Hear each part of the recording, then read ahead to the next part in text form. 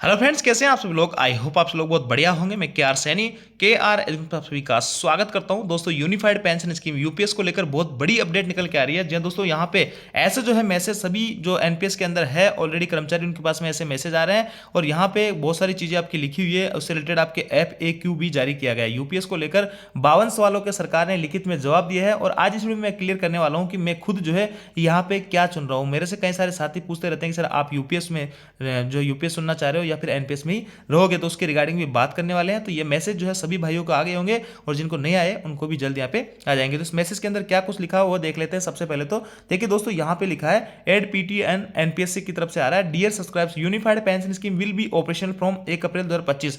यानी यूपीएस जो है आपकी 1 अप्रैल 2025 से लागू होने जा रही है। और ये जो है लिंक दे रखा है, इस पर अगर आप क्लिक करोगे तो यहाँ से आप FAQ प्रोसेस जो है यूपीएस सुनने की वो और फॉर्म जो है सिलेक्टेड वो सब कुछ आपको यहाँ पे मिलने वाले हैं यूपीएस के लिए। तो देखिए दोस्तों, मैं आपको अवेयर करना चाहूंगा, काफी सारे फ्रॉड चल रहा है यूपीएस वाला जो अभी ट्रेंडिंग में चल रहा है मुद्दा।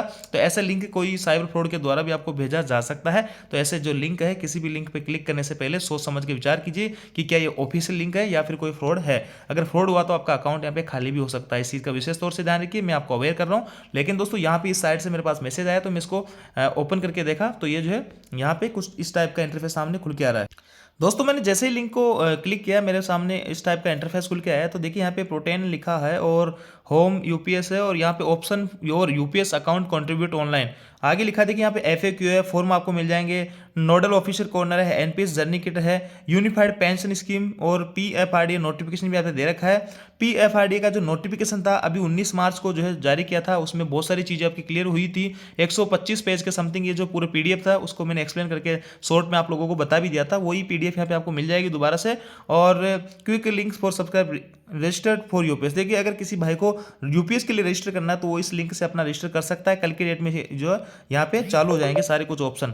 अब देखिए दोस्तों, यहाँ पे आपका फ्रेंकली आस्क्ड क्वेश्चन जो FAQ है वो भी यहाँ पे जारी कर दिया गया है। यहाँ से जो सरकार ने 52 सवालों के आपके जवाब दिए हैं, आपसे जो यूपीएस को लेकर जो भी डाउट है 52 तरीके के जो सवाल है उनका जवाब यहाँ पे लिखित में सरकार ने दिया है इसके अंतर्गत। तो वो भी अपन देखेंगे 52 कौन कौन से सवाल है। और सब्सक्राइबर्स जो है SOP UPS initial by subscribe for shifting from NPS to UPS version 1. Nodal office का जो रिलेटेड यहाँ पे लेटर वगैरह आपके जारी किए गए हैं। Form under unified pension scheme UPS के अंडर में जो A1 A2 और B2 का ये फॉर्म जो है अलग अलग लोगों को अलग अलग भरने होंगे। तो हिसाब से जिन भी भाइयों को रिटायर कर्मचारियों के लिए अलग है, नए जो एम्प्लॉयर हैं उनका अलग है और जो भी वर्तमान में जो कार्यरत कर्मचारी है उनके लिए अलग है। तो अलग अलग टाइप के फॉर्म है, यहाँ से आप अपना डाउनलोड कर सकते हैं जिस भी कैटेगरी में आप आते हो। तो सबसे पहले तो मैं FAQ के ऊपर ही बात कर लेता हूँ कि FAQ जो है फ्रेक्वेंटली आस्क्ड जो क्वेश्चन है इसके अंदर क्या कुछ है यूनिफाइड पेंशन को स्कीम को लेकर। इस पर क्लिक किया तो इसको जो है मेरे पास ऑलरेडी डाउनलोड है, तो यहाँ पे इसको ओपन करते हैं तो इस टाइप का आपके सामने इंटरफेस खुल के आता है। ये PDF आपकी ओपन हो जाती है। 30/3/2025 का ये लेटर है, कल की ही डेट में तैयार हो गया था। आज जो है यहाँ पे 31 मार्च हो चुकी है। अब देखिए टोटल जो है 52 सवाल है। शॉर्ट में देखेंगे इन 52 सवालों के जवाब क्या क्या सरकार ने दिए हैं, कौन कौन से सवाल है।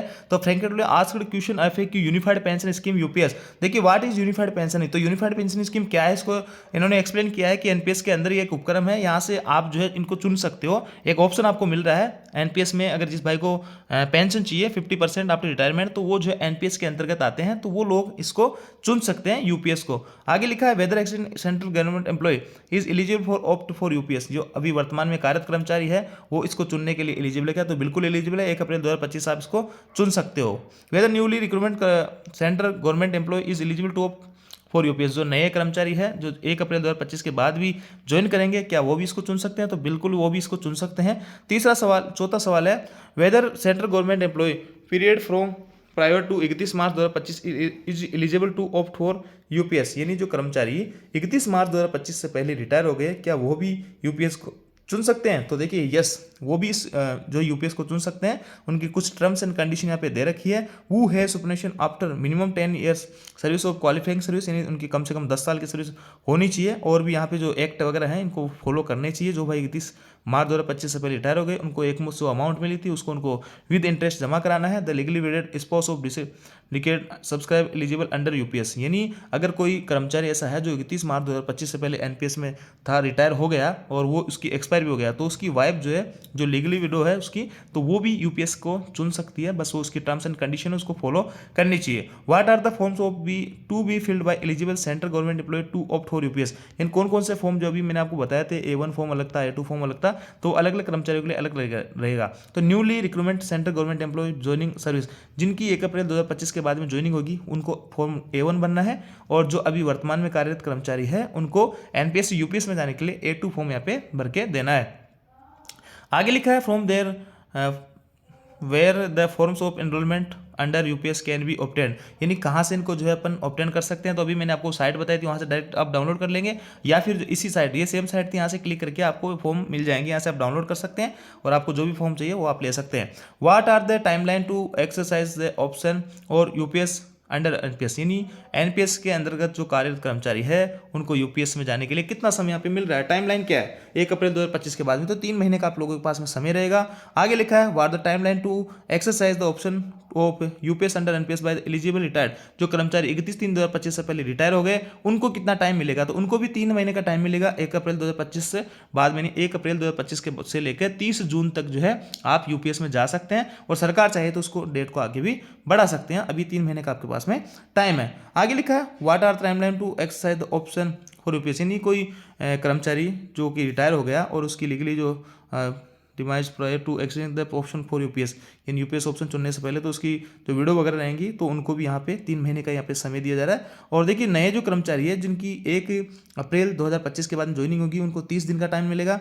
Can the option of UPS B change सब, यानी इसको क्या यूपीएस वाला ऑप्शन जो आप चुन रहे हो एनपीएस से यूपीएस में जाने के बाद में, क्या आप फिर से यूपीएस में आ सकते हो, तो उसका सरकार ने कहा है कि उस आप जो है एक ही मौका आपको मिलेगा। अगर आप एनपीएस यूपीएस में जाते हो तो दोबारा एनपीएस में नहीं आ सकते। What happen if the employ fails to option opt for UPS within the specified time, यानी जो स्पेसिफाइड टाइम आपको 3 महीने का दे रखा है, इसमें अगर आप यूपीएस नहीं चुनते हो तो क्या होगा, तो आपको एनपीएस के अंदर रख दिया जाएगा, है ना। यूपीएस अगर ऑप्शन आपको नहीं दिखाई देगा बाद में, आपको एनपीएस में ही रह जाओगे। एनपीएस के लिए अलग से आपको कोई फॉर्म यहाँ पे नहीं बनना है। What is the permanent retirement account number under UPS, UPS के अंदर जो है आपका जो अभी जैसे कि एनपीएस के अंदर प्राण नंबर है, तो आपका यूपीएस के अंदर क्या रहने वाला, तो वही सारे कुछ आपका जो प्राण नंबर अभी चल रहा है, is permanent retired account number allotted to subscribe opening for UPS and under which all the transaction are recorded by the CRS system, वही आपका जो अभी चल रहा है वो का वही रहने वाला है PRAN number. Whether the option form account opening form under UPS to be submitted by the subscribers, जिनके इसको सबमिट करने हैं तो इनको ऑफिसर्स को आप सबमिट करने हैं फॉर्म आपके। वेदर दे ऑनलाइन प्रोसेस भी आप यूपीएस में कर सकते हैं, यूपीएस में जाने की ऑनलाइन भी हो जाएगा ऑफलाइन भी हो जाएगा। What is the qualifying service under UPS, UPS के लिए आपको क्वालिफाइंग सर्विस क्या होनी चाहिए, देखिए मिनिमम आपके पास आपने जो है 10 साल की क्वालिफाइंग सर्विस यहाँ पे मांगी गई है। Qualifying service shall be the completed months for which UPS subscribe here rendered regular service under the central government employ deemed, यानी इन्होंने पीएफआरडी जो है, पीएफआरडी है जो ये गाइडलाइन है इनकी, उसको फुलफिल करना चाहिए।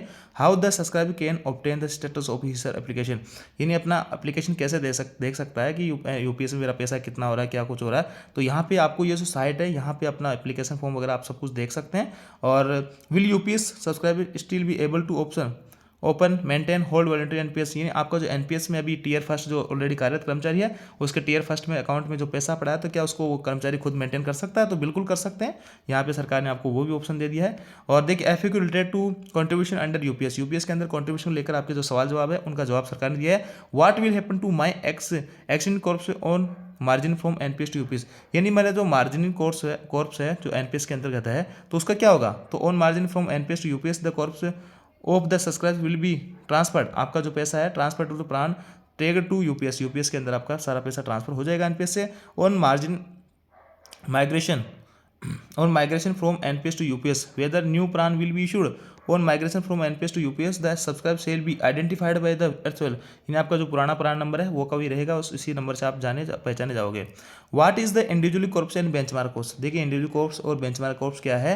इंडिविजुअल कॉर्प्स तो आपका जो पैसा कटेगा 10% आप दोगे, 10% सरकार देगी, 20% जो पैसा रहेगा ये तो हो गया इंडिविजुअल कॉर्प्स। और बेंचमार्क कॉर्प्स जो रहेगा पीएफआरडीए जो है एक गाइडलाइन पे तैयार करेगी, डिफॉल्ट पैटर्न अपनाएगी और आपके पैसों को जो पेंशन फंड वगैरह जो भी जिस तरीके से यहाँ पे जो पैसा आपका निवेश होगा उसके अकॉर्डिंग एक मोटा मोटा आइडिया लगाया जाएगा कि इतना जो है आपका पैसा हो जाना चाहिए ऑन रिटायरमेंट, अगर आप रेगुलर अपना जो योगदान देते रहे तो उस हिसाब से उसको बोलेंगे अपन बेंचमार्क कॉर्प्स है। और आपका इंडिविजुअल 10% और 10% जो पैसा कट रहा है सरकार की तरफ से उसको आप कहीं निवेश करते हो, खुद भी आप निवेश कर सकते हो, आपको वो भी मौका मिलेगा कहाँ कहाँ निवेश कर सकते हो, उससे रिलेटेड भी सरकार ने यहाँ पे जवाब दिया है। तो इन दोनों आपको समझ में आया होगा। बेंचमार्क कोर्स तो एक मोटा मोटा आइडिया तैयार किया गया है कि हाँ इतना पैसा आपका हो जाना चाहिए लगभग, और ये जो है बेंचमार्क इंडिविजुअल कोर्स आपका जो रहेगा 10% आपका और 10% सरकार वाला वो पैसा रहेगा। FAQ related to investment of contribution, यानी एफएक्यू आपका जो इन्वेस्टमेंट है उसका कंट्रीब्यूशन क्या रहेगा तो वो देख लेते हैं। Can an employ select the pension fund investment pattern under UPS, UPS के अंतर्गत कोई कर्मचारी अपना पेंशन फंड और इन्वेस्टमेंट पैटर्न खुद जो है चुन सकता है क्या? तो बिल्कुल, employ can be choose from registered pension fund and investment pattern चुन सकते हो आप, including default pattern defined by PFRDA, जो आप पीएफआरडीए के जो डिफॉल्ट पैटर्न है उसके अंतर्गत जो भी आपका पेंशन फंड वगैरह है या इन्वेस्टमेंट प्लान है उनको आप खुद चुन सकते हैं। What happen if an employ does not choose a pension fund, अगर आप पेंशन फंड खुद अपने आप से नहीं चुन सकते हो तो पीएफआरडीए के अंदर एक डिफॉल्ट पैटर्न रहेगा, उससे ऑटोमेटिक आपका जो है यहाँ पे पैसा निवेश हो जाएगा, आपका जहाँ भी निवेश करना है वो ऑटोमेटिकली बाई डिफॉल्ट वो हो जाएगा। What are the option of investment choice for individual corpus other that default pattern. 24 number सवाल है कि पैसा कहाँ कहाँ पे निवेश आप कर सकते हो बाय डिफॉल्ट पैटर्न के अंतर्गत, कौन कौन सी चीज़ें आती है, तो ये सब चीज़ें इसके अंतर्गत आने वाली है। How many times the choice of pension fund and investment choice can be exchange in a financial year, यानी एक फाइनेंशियल ईयर में आप कितनी बार जो है कहाँ पे चेंज कर सकते हो अपना पैसा। UPS subscribe shall have an option to change the choice of pension, pension fund के लिए आपको एक बार आप चेंज कर सकते हैं एक फाइनेंशियल ईयर में, और इन्वेस्टमेंट चॉइस जो आपको 2 बार यहाँ पे मिलने वाली है एक फाइनेंशियल ईयर में। Will the subscriber be inform of course value update, आपका जो है सीआरए के ऊपर आपको अपडेट मिलती जाएगी, आपका जो भी कोर्स रहेगा उसको आप देख सकते हैं। How is the assured pay out calculate under, यानी यूपीएस के अंदर अश्योर्ड पे आउट जो किस हिसाब से कैलकुलेट किया जाएगा, वही मिनिमम 25 साल की आपकी सर्विस होनी चाहिए, आपका 12 महीने का लास्ट का एवरेज रहेगा, उसके आधार पर आपका 50% निकाला जाएगा, उस पर डीएडीआर आपको मिलेगा ये, और इससे 25 साल से अगर कम सर्विस होगी किसी की तो अनुपातिक रूप से आपको पेंशन यहाँ पे दी जाएगी। When will the pay out commence in case of voluntary retirement, अगर किसी भाई का वॉलंटरी रिटायरमेंट ले जाता है तो उसको जो भी पेंशन फंड वगैरह या जो भी फायदे हैं यूपीएस के वो उसका जो रिटायरमेंट की डेट है उस डेट से मिलना शुरू होगा। What is the amount minimum guaranteed पे आउट, गारंटेड पे आउट आपका 10,000 रुपये रहने वाला है 10 साल की मिनिमम सर्विस होने पे।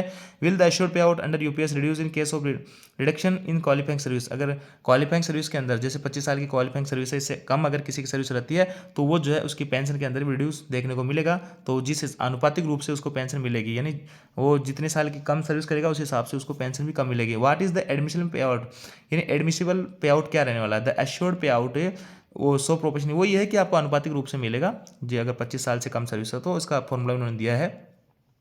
व्हाट इज फैमिली पे आउट अंडर यूपीएस, यूपीएस के अंदर अगर किसी कर्मचारी जो पेंशन की डेथ हो जाती है तो उसकी जो इतनी पेंशन मिल रही थी उसका 60% उसकी फैमिली को जो लीगली विडो रहेगी उसकी या जो भी स्पाउस वगैरह रहेगी उनको यहाँ पे मिलेगी। What are the benefit available under UPS to superannuated to और retired employee covered under national pension system on before 31 March 2025 से पहले कोई जो है यहाँ पे कर्मचारी रिटायर्ड होगा अभी पेंशनर्स है तो एनपीएस के अंदर आता है तो उसको क्या क्या फायदे यहाँ पे मिलने वाले हैं, लमसम अमाउंट मिलेगा, मंथली टॉपअप मिलेगा और भी सब चीज़ें तमाम तरीके की चीज़ें उसको मिलेगी। इसके बाद में how the monthly top up amount, monthly top amount कितना मिलने वाला है 31 मार्च 2025 रिटायर कर्मचारी को, तो इसका फॉर्मूला यहाँ पे दे दिया गया है।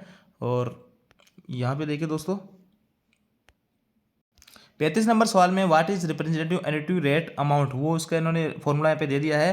Who are eligible to receive assured pay out under UPS, कौन अश्योर्ड पे आउट लेने के लिए यहाँ पे, वही सब चीज़ें पुरानी जो आप देख चुके हो समझ चुके हो, 25 साल की नौकरी मिनिमम 10 साल की क्वालिफाइंग सर्विस वही चीज़ें लिखी हुई है। हु कैन क्लेम फैमिली पे आउट अंडर यूपीएस, कौन जो है फैमिली क्लेम कर सकता है, देखिए only the legal वेडेड spouse of decade UPS, UPS जो कर्मचारी उसका लीगली जो वेडेड स्पाउस है वो इसके लिए यहाँ पे दावा कर सकते हैं पे आउट के लिए। और whether the spouse of subscribe married, यानी अगर कोई सब्सक्राइबर ऐसा है जिसकी डेथ हो गई उसकी वाइफ दूसरी शादी कर लेती है तो वो क्या इसके लिए जो उसकी पेंशन फंड वगैरह रहते हैं उसमें योग लेने के लिए वो योग्य रहती है, तो उसके लिए इन्होंने कहा कि वो जो है उसका लाभ नहीं ले सकती है। If there any provision for lump sum amount, lump sum amount का प्रोविजन आपका इसमें रहने वाला है, 6 महीने के जितने सर्विस के टुकड़े होंगे उनके आधार पर बेसिक और डीए का जो लास्ट महीने की जो सर्विस रहेगी उसका बेसिक और डीए जोड़ा जाएगा, उसको 10 से डिवाइड किया जाएगा, जो अमाउंट आएगी उसको मल्टीप्लाई कर दिया जाएगा आपके 6 महीने के कितने पार्ट हो रहे हैं सर्विस के उससे, तो वहाँ से आपकी लमसम अमाउंट निकल के आ जाएगी। Is there any option of withdraw an amount under UPS, at the time of retirement and the what extent. यहाँ पे कहा है कि रिटायरमेंट का टाइम जो है कितना पैसा अपन निकाल सकते हैं। तो देखिए यहाँ पे इन्होंने कहा है कि आप जो है 60% पैसा निकाल सकते हो। किसका? आपका इंडिविजुअल कॉर्प्स और 2 कॉर्प्स रहते हैं, जैसे कि इन दोनों में से जो भी कम रहेगा उसका आप 60% पैसा निकाल सकते हो, लेकिन एश्योर्ड आपको पे आउट जो मिलेगा फिर उस हिसाब से उतना ही कम हो जाएगा। पैसा तो आप निकाल लोगे 60%, लेकिन आपकी पेंशन यहाँ पे फिर उसी हिसाब से हो जाएगी। और आगे लिखा है what and how much is financial withdraw percentage. Financial withdraw percentage जो है उसका क्या रहने वाला है। आगे लिखा है how the financial withdrawal amount shall be calculated in case individual corpus in more than the benchmark corpus. यानी अगर इंडिविजुअल कॉर्प्स जो है आपका बेंचमार्क कॉर्प्स से ज़्यादा हो जाएगा तो आप किसका निकालोगे, तो यानी मिनिमम जो रहेगा उसी का अपन जो है यहाँ पे निकालेंगे। यहाँ 60% ऑफ द इंडिविजुअल कॉर्प्स और benchmark course which is lower, यानी दोनों में से जो कम रहेगा उसका 60% पैसा आप यहाँ पे निकाल सकते हो। आगे है when will final withdraw be admissible, such final withdraw shall be admissible the date of, यानी आप जो है रिटायरमेंट की जो डेट रहेगी, वॉलेंट्री रिटायरमेंट के केस में चीज़ें लागू नहीं होगी। आपकी जो सुपरनेशन यानी रिटायरमेंट की जो डेट रहेगी उससे आपको लाभ मिलना स्टार्ट होगा। डीएनए स्लिप वगैरह आपको यहाँ पे इसमें भी मिलने वाला रहेगा। 45 नंबर जो क्वेश्चन है, whether benefits under UPS are receivable if the employee have been removed or dismissed, यानी अगर कोई डिसमिस हो जाता है, रिमूव फ्रॉम सर्विस हो जाता है, उसको इसका कोई भी लाभ यहाँ पे नहीं मिलेगा। Can a subscribe make partial withdraw during the service period, बिल्कुल जो आप अपने पार्शियल विड्रॉ करा सकते हैं। 25% ऑफ सेल्फ कॉन्ट्रीब्यूशन, आप जो अपना खुद का जो कॉन्ट्रीब्यूशन दे रहे हो 10%, उसका 25% निकाल सकते हो और 3 बार आप अपना पैसा यहाँ पे निकाल सकते हो पूरी सर्विस के अंदर। और आगे लिखा है व्हाट पर्पस आर, क्या क्या पर्पस में निकाल सकते हो। तो अगर जैसे कि एजुकेशन चिल्ड्रन है, मैरिज है, ये सब चीज़ें यहाँ पे लिखी है कि किस किस पर्पस के लिए पैसा निकाल सकते हो। How many times can partially, 3 बार आप यहाँ पे पार्सली पैसा निकाल सकते हैं। If is there any option to replacing the partially withdraw made under UPS, partially withdraw yes, the subscribe have the option to replenish the partially withdrawn amount before retirement, articulated operational issue on payment of benefits under UPS. तो यहाँ पे देखिए और भी चीज़ें ये form वगैरह आपको दिए हैं कि कौन कौन से फॉर्म किन किन लोगों को भरना है। वीडियो वगैरह है तो उनको कौन सा फॉर्म भरना है, न्यू कर्मचारी है या जो रिटायर्ड हो चुके हैं उनको कौन सा भरना है। What is the UPS pay order, the UPS pay out order contains the details of the benefits payable to UPS subscriber, who will authorize UPS pay order. कौन कौन जो है यूपीएस का जो पे आउट ऑर्डर है उसके लिए यहाँ पे एलिजिबल रहने वाले, वो उनका सबका यहाँ पे ना दिया गया है। तो देखिए दोस्तों यहाँ पे आपको क्लियरली समझ में आएगा, 52 सवाल थे और इसको आप डिटेल से खुद भी देख सकते हैं। इसको मैं टेलीग्राम ग्रुप भेज दूंगा, वहाँ से जो भी भाई लोग अभी तक ज्वाइन नहीं किए ज्वाइन कीजिएगा और इसको डिटेल से देखिएगा। ऐसे बहुत सारी चीज़ें आपकी क्लियर होने वाली है। अब और देखिए और फॉर्म वगैरह के बारे में क्या प्रोसेस रहने उसके बारे में बात करेंगे, लेकिन वीडियो ऑलरेडी काफ़ी लंबा हो गया। बाद में सेकंड वीडियो मैं बना के डालूंगा, उसमें फिर से अपन दोबारा इस टॉपिक पर बात करेंगे। अब देखिए दोस्तों 60% तक पैसा निकालने का मौका इसमें मिल रहा है, सरकार ने स्पष्ट किया है। इंडिविजुअल कॉर्प्स और बेंचमार्क कॉर्प्स रहेगा, दोनों में से जो भी कम रहेगा उसका 60% पैसा आप निकाल सकते हो, लेकिन आपकी जो पेंशन है उसी अकॉर्डिंग आपकी कम हो जाएगी। तो एनपीएस में भी ऐसे होता है, एनपीएस में आपका जो है 10% आप जमा कराते हो, 14% सरकार कराती है, 24% आपका हर महीने जमा होता है। तो ऐसे में एनपीएस का भी आप 60% पैसा निकाल रहे थे, 40% पैसा मार्केट में लग रहा था, उसी के आधार पर पेंशन मिल रही थी। अगर आप यूपीएस के अंदर भी ऐसे ही पैसा निकाल लोगे तो ऐसी पेंशन आपको वहाँ से देखने को मिलेगी। तो फिलहाल जो है यूपीएस में जाने का कोई खास फायदा मेरे को नजर नहीं आ रहा है। तो अभी फिलहाल हम जो है यहाँ पे वेट करता हूँ और एनपीएस के अंदर ही फिलहाल मैं रहने वाला होता हूँ और यही सब कुछ गाइडलाइन रहेगी। अगर कोई चेंजेस वगैरह नहीं रहता है तो मैं फाइनली एनपीएस के अंदर ही रहने वाला होता हूँ। आप सभी लोग अपने अपने हिसाब से यहाँ पे सोच सकते हैं कि आपको यूपीएस सुनना है या फिर एनपीएस सुनना है, और आप अपने तरीके से, क्योंकि कई सारे साथियों को यहाँ पे पेंशन चाहिए होगी तो यूपीएस के साथ जाना चाहिए, कई सारे साथियों को एक मुश्त पैसा चाहिए तो वो एनपीएस के साथ में जाना चाहिए। तो एक मुश्त पैसा मिलने के बाद में कहीं भी निवेश करके आप अपना पेंशन जितना अमाउंट कमा सकते हैं, बड़ी बात नहीं, लेकिन देखो परसेंट टू परसेंट डिपेंड करेगा कि आप किसके साथ में रहना चाहोगे। तो ये थी दोस्तों अपडेट, आयोग जानकारी आपको अच्छी लगी, वीडियो आपको लाइक दोस्तों के साथ में शेयर जरूर करें। और आपके क्या विचार है यूपीएस को लेकर, आप यूपीएस में जा रहे हो या फिर एनपीएस में रह रहे हो, आप यहाँ पे कमेंट करके हमें बता सकते हो। Thank you.